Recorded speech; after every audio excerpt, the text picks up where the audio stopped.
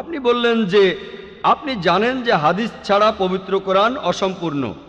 এখানে আপনি অন্য ধর্মগ্রন্থের কথা শুনলেন, তার মানে ওনার মতে বাইবেলের উদ্ধৃতি দিলে সে কথা মানতে হবে। আর বাইবেল বলছে যিশু বা ঈসা আলাইহিস সালামকে যে বিশ্বাস করবে না সে দোজখে যাবে, ইত্যাদি ইত্যাদি। এখানে আমার মন্তব্য কি? 1 নম্বর পয়েন্ট, হাদিস ছাড়া পবিত্র কোরআন অসম্পূর্ণ নয়। কোরআন একটা স্বয়ং সম্পূর্ণ বই।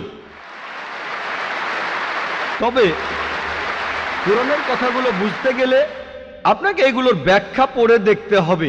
আর হাদিস হলো পবিত্র কোরআনের ব্যাখ্যা, যে কথাগুলো বলে গিয়েছেন নবীজি সাল্লাল্লাহু আলাইহি সাল্লাম। পবিত্র কোরআন একটা সম্পূর্ণ বই, আলহামদুলিল্লাহ স্বয়ং সম্পূর্ণ। তবে আপনি যদি সেগুলো আরো বিস্তারিতভাবে জানতে চান, তখন আপনি পড়বেন যে কথাগুলো বলে গিয়েছেন নবীজি মুহাম্মদ সাল্লাল্লাহু আলাইহি সাল্লাম, আমরা বলি সহিহ হাদিস। একটা কথা বলি, অন্যান্য আপনি বললেন যে